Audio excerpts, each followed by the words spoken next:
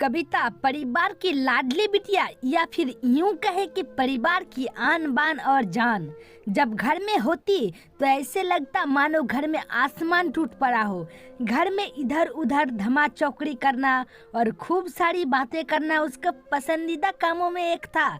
कविता के दादाजी कविता को बहुत प्यार करते थे, लेकिन आजकल उन्हें कविता की एक चिंता और खाए जा रही थी और वे थी कविता की शादी की चिंता।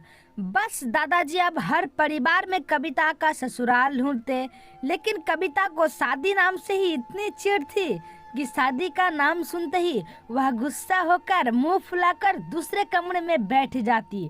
खैर थोड़ी देर में उसका गुस्सा खुद ब खुद उतर जाता और वो वापस अपनी धमा चौकड़ी में व्यस्त हो जाती।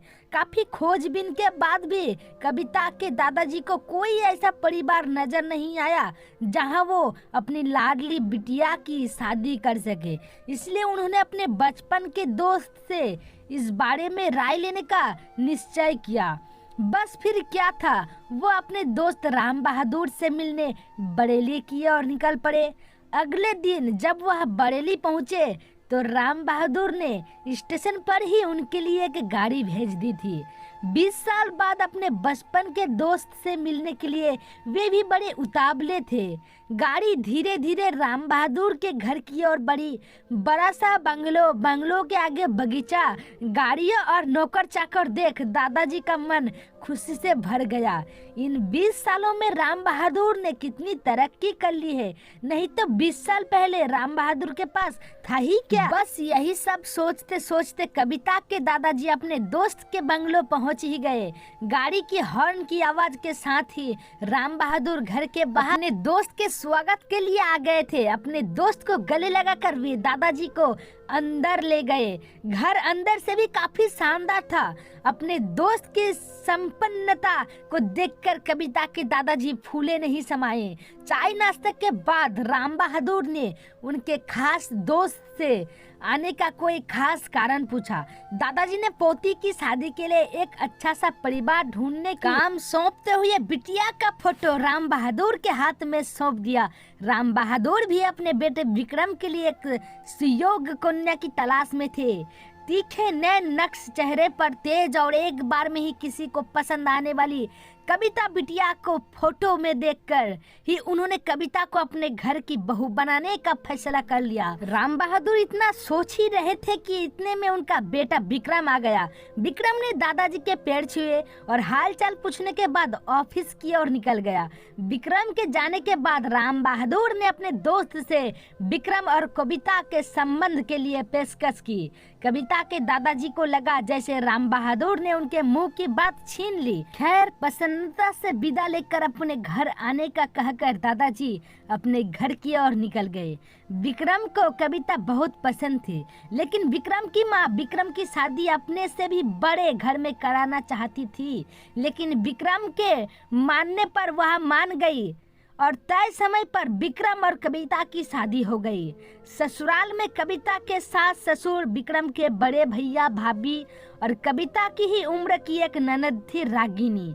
अपनी सादगी और सबका अच्छे से ख्याल रखने के कारण कविता ने घर में सबके दिलों में अपनी जगह बना ली, लेकिन अपनी तमाम कोशिशों के बावजूद अपनी सासू माँ का प्यार पाने में असफल रही। वह कविता के हर काम में कुछ न कुछ गलती निकाल ही देती थी। अपनी शादी की रात को ही विक्रम ने कविता से साफ साफ कह दिया था कि घर के किसी भी मामले में मैं बिल्कुल नहीं बोलूंगा, ना तो मैं किसी से बात पर माँ से बहस करूंगा और न ही तुम्हारा साथ दूंगा। तुम्हें अपनी समझदारी से ही काम लेना होगा। लेकिन कविता की लाख कोशिशों के बावजूद भी सासू माँ के व्यवहार में कोई परिवर्तन नहीं आ रहा था। कविता की ननद जरूर उसकी माँ से कविता भाभी के प्रति इस तरह के व्यवहार पर उलझ जाती, लेकिन इससे भी केवल बात बढ़ने के अलावा कुछ नहीं होता। इसी तरह करीब 1 साल निकल गया। कविता और विक्रम को जुड़वा बेटियां हुई। यह समय कविता के लिए अग्नि परीक्षा का समय था। कविता का दर्द कविता के लिए आंसू बन गया था। ससुराल में कविता को संभालने वाला कोई नहीं था और विक्रम और उनके पापा ने कविता को अपने मायके भेजने के लिए पहले ही मना कर दिया था। एक दिन रागिनी कॉलेज से आई तो उसने सभी को कॉलेज के सालाना कार्यक्रम में आने के लिए कहा और यह भी कहा कि कॉलेज में उसकी भी 2-3 प्रस्तुतियां हैं, इसलिए आप सभी का चलना बहुत जरूरी है।